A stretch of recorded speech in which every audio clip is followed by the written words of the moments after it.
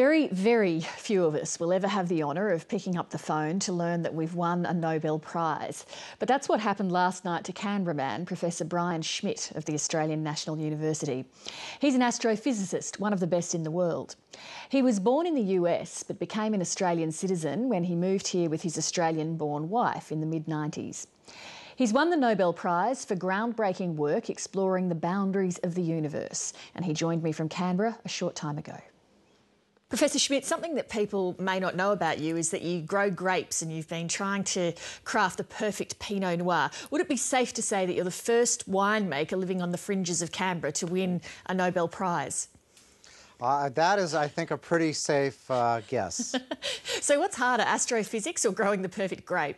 Well, I think I try to be a perfectionist at my astrophysics, but the Pinot Noir is sort of the ultimate challenge, which I know I'll never quite master. So in some sense, the grape growing is harder. Now, I know you've probably had to explain an awful lot today in layman's terms exactly what your research involves, but if I could trouble you to do it once more, what exactly is this Nobel Prize recognising? So we, the team that I run, the high redshift supernova team, started in 1994 a project to measure the behavior of how the universe expands back in time.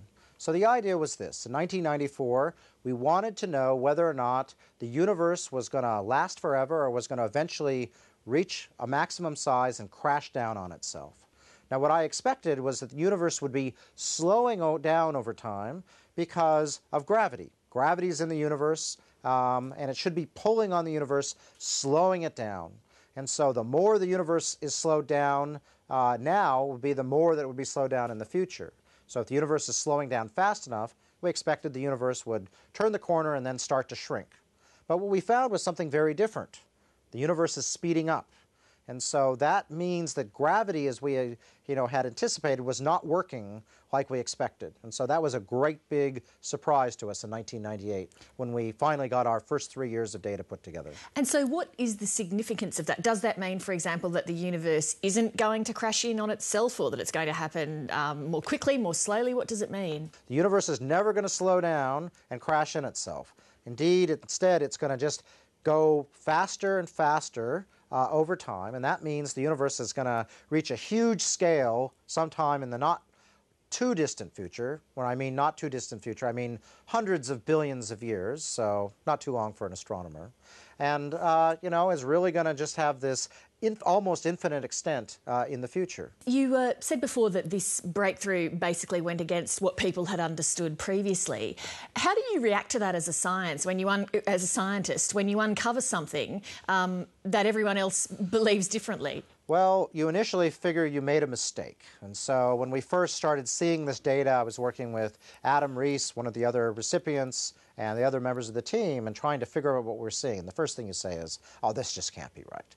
But you start looking at everything you did and recalculating and making sure that everything is in place. And, in this case, I figured it would go away, but it never did. We never found a mistake because the universe really appears to be doing this crazy thing, speeding up over time. You've loved science pretty much all your life, and I understand your dad was pretty instrumental in planting that love of science in you. Yeah, so my father was a biologist, and my mom and dad had me when they were very young. So I got to see my dad do his PhD starting from the age of 3. So I was always in the lab seeing what he was doing, and so always had a love of science, not just astronomy, but biology and really any form of science. So really, I always liked astronomy.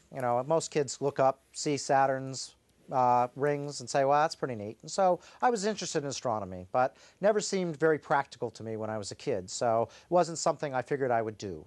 But when I hit 18 and I had to decide where to go to university, I had to figure out what I wanted to do. I really didn't know what I wanted to do. So I said, well, might as well do something I do for free. That's astronomy. And then I'll figure out what I'm going to really do with my life later on. So I really made the decision to go into astronomy just before university, because I didn't really know what I wanted to do. And then what about at the other end when you came out of university? Was it clearer to you then? So, being an astronomer is kind of a privilege because it's such an interesting science, but we require these huge telescopes. And so there aren't a lot of astronomers in the world, probably 3,000 or 4,000 worldwide. And so I realized I did very well at university and got the opportunity to do my PhD at Harvard. And so it was pretty clear at that point that, oh, maybe there is a future for astronomy for me. So how did you wind up going from a PhD in Harvard to being in Australia? Well, one of the great things that Australia exports is other scholars. And so when I was at Harvard, I met my wife, Jenny Gordon, who was working on her PhD in economics. And so, yes, that was a good thing about doing a PhD at Harvard, was meeting someone who has, a lot of the same interests and motivations that I did. And, at the end, we had to figure out where we wanted to spend our lives. And so we had two careers to balance. And Australia really offered a great opportunity for me as an astronomer, and it offered a lot for my wife as an economist here in Canberra, and so it was a great place for us to end up together. How have you viewed the climate change debate and the way science has been politicised around that? Well, I think it's kind of unfortunate how we've been mixing the science and the politics, and I think we can look at science to blame for that, and we can look at the politicians to blame. I think it's a lot of a lot of problems there that can be shared across. But from my perspective, I really want to see science, ask the hard questions. Is the science right? How can we improve it? What are the uncertainties? What do we know? And have that within a scientific forum. And then we need to, science is never absolute. There's never absolutely, an answer. Everything we do always has uncertainties. But on the policy side, I think it's really important for the politicians and the policymakers to look what the science has come up as a consensus. And so I offer up the Australian Academy of Science has gone through and sort of tried to summarize where we are in the climate change science debate. And I think that's a very good document that the Academy of Science has put out. And I think the politicians and the policymakers need to reflect on that and make sensible policy based on that. I'm sure it's been hard for you today to try to keep things business as usual, but you did teach your regular midday class. How did your students react to the news? Well, I think they were pretty excited and pretty overwhelmed. There was a good attendance in the class today, and I would say it was a little unusual class given all the excitement.